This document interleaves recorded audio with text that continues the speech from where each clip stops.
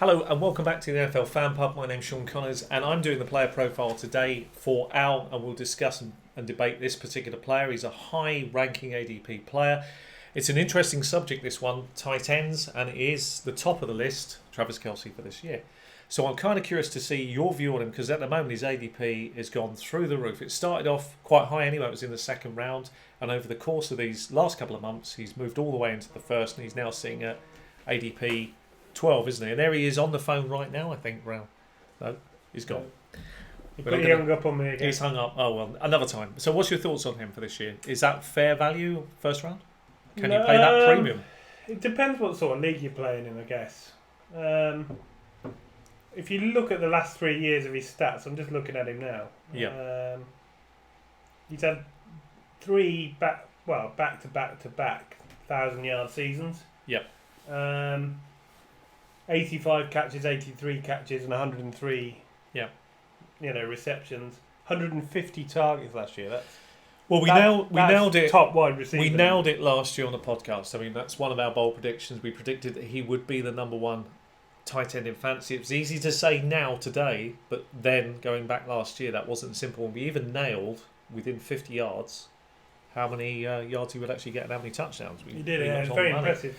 So I think we can speak with confidence. He's still the number one for this year. I don't think there's going to be any question over that. We don't need to talk about him in a bold prediction, but this is a massive prediction here. To take a tight end early, does that, depending on, I mean, obviously if there's a premium for tight end scoring, then maybe that's worth it. But if we talk about normal leagues, how do you feel about that? That's a big ask, isn't it? ADP 12. Does that worry you? PPR, say if he got 100 catches, he got 100 points for that.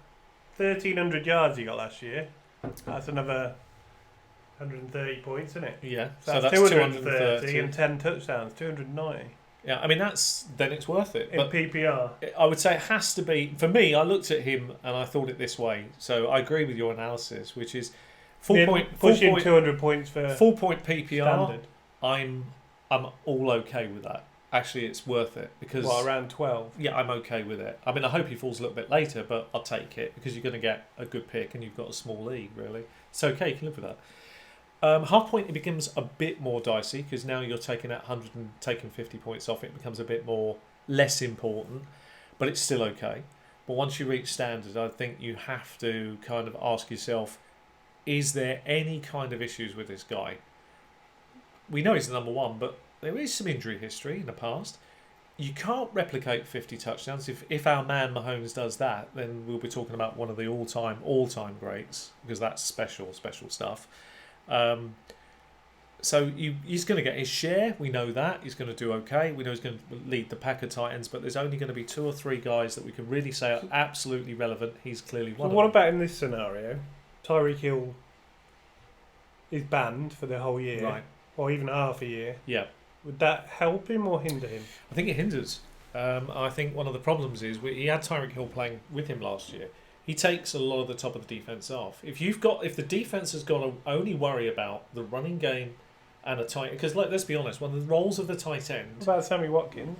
I'm not worried about the boot, and in fact, I'd just put an average corner on him. Sorry, buddy, not interested in him. This is what the defense will do. It will use a kind of cover 2 kind of standard defense, but it will cheat up its players. So the idea will be to create an 8-man kind of front with the players dropping back in the short zone stuff, which is where the tight end must thrive, and try and take away some of the lanes for the tight end. It's a win-win for any defense coordinator. So yes, he's affected by this. So again, this could be a real major issue for him. And you have to remember as well, people have got, it's not like he's snuck up on the league. You say there's 3 years of data now. Last year he really broke out. He's been good the previous 2 years. But now people are going to have to start really paying attention to him where he lines up. And if you've got less people to worry about where they line up, we're going to put a bit of focus on him. So it affects him. 100%. But can you cover him? No, he's special. He's a specimen. It's not simple as covering him with a corner or even 2, because if he puts his body in the way, last time it ends up with linebackers on him, doesn't it? Which is a bit of a mismatch. He's very special. He's very strong. He's a very big specimen. It's what makes him a special tight end, and I like his separation. And very few tight ends you can say can do that. I don't think he's not a in-betweener, as they like to call it now in the NFL. He is a more prototypical tight end, but for all of that, he's a special pass and run blocker. He's very good. He's really, really good. Well, actually, no, let's be fair. He's in an elite company. He's really that good. So if you're picking, he got in standard, which we play in a little bit, probably more than most people do. Would you be happy taking it at the end of the first round? No, I can't take. You see, if you're talking large leagues, 12 or 16 teams, the problem is, like we've already highlighted in other videos, the issue comes that if you take the tight end, now there's no problem with the pick in essence. I'm already saying I believe he's going to be number one this year for Titans, and that's great. But you've missed out on either an elite wide receiver, a legit number one top 5 guy, wide receiver, or a top, even at the back end of the draft, it's got to be a top 10, 12 running back that you're going to nab there, who could still be a number one, depending on the right guy. Does the fact that he's a tight end help, though? Because you're gaining so many more points over somebody else. No, I don't think it does. In certain leagues, I don't think it matters. I really don't. I mean, just because you got the best tight end, do you know what I mean? I mean, 196. Let's say I pick an average guy, right? So let's say I take a Charles Clay now. He's moved on, but let's say he gives me packed tight end numbers. You don't mean he's dead. Yeah, let's say he gives me 90 points for argument's sake. Let's say that our friend Travis Kelce, let's call it 96 for nice easy mathematics, and Travis Kelce gets 196 again. My guy's got me 96. That's 100 difference, but a running back could get me 240, 250 if I pick the right one. If I get the right wide receiver, I might get 220, 225. I'm already chasing by taking a tight end there, and I haven't lost much. And if I play matchups, tight ends you can play matchups with, which is the only one of the rare positions in any league size where, frankly, you only need one. So many people don't bother carrying more than one, and that's to your advantage as well. I think people forget you could stream some of these lower risk guys, have a couple on your bench eventually, get one maybe in the draft, like you like to do, which is totally sensible. Not bother with them at all till right near the draft day. Pick a guy up who's been dumped, and then go from there. It's not the silliest thing to do when you're looking at chasing the premium positions. So I very much worry in those big leagues that this guy becomes a bit of a trap player. Well, I love him to bits, but 196 worries. Let's do a little bit of scan on the players that are 12, 13 and 14. Okay, that's fair. Yeah. The top 11 have gone off the board. Let's assume it's gone away. You're relieved. Lev Bell's just gone off. You're not a fan. Yeah, happy days. But then again, he may well go up because of what's happening with some of the other running backs ahead of him. I wouldn't be surprised if his ADP climbs. So it'd be very interesting. Anyway, enough of that. So you've got Travis Kelce at 12. Yep. Odell Beckham at 13. Yep. And James Conner at 14. Cut, trade, keep on them. I'm going to take OBJ over all of them, not because I believe that he's absolutely rock solidly safe, because I think he's a bit too cavalier and fly. But the thing is, I do believe in Baker Mayfield, and I do believe in the Cleveland Browns, and I think it's exciting. So if I'm going to own a player... You don't believe in Kansas City? With Mahomes?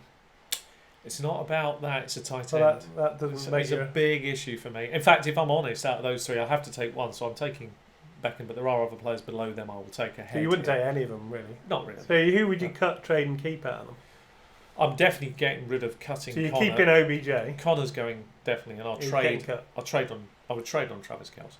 I might even trade on OBJ actually, because I think people will still buy the name. So he could have a lot of value. So you're keeping him? You change your mind? I'll keep OBJ. I'll cut our dear friend Connor. Harsh. What do you think? Do you think Kelce? I mean, a lot of experts are putting him in the first round like they used to with Gronk. Has it ever paid off? You see, one of the... I mean, I get with Gronk. Gronk's had some pretty big years. I think what you have to do, if you want to make that strategy work, so if you want to make that tight end strategy work for you, then you need the quarterback to go with it. The problem is you've then given up two positions because Mahomes is so valuable. He's going to go very, very high again in most league formats. So the problem is, in this case, it's not like where the old days where you could get Gronk and Brady. But actually, Mahomes... And Brady would slip into... He was so far clear on the quarterbacks. He was something ridiculous, wasn't it? Yeah. Like 10 less touchdowns. Oh, it was unbelievable. And the thing is, if you want to own the stack, you can't really afford to do it because you're giving up two key positions high up the board. I mean, so it's not like the old days where Brady would fall to the 7th or 8th round. It's not going to happen. It's not like that. So Mahomes is going 36. Yeah, and I think he goes... So you could take Kelce. If you're in a 12-man, you could take it. But at the end of the second, maybe... You wouldn't get Mahomes though, would you? You'd have to take Mahomes and You're going to have... This is you the can't problem. really do you it. can't really do it. Can't do it. It's not a really great situation to face. So this is why we highlight it, because we picked this player out because of the difficulties going to cause you.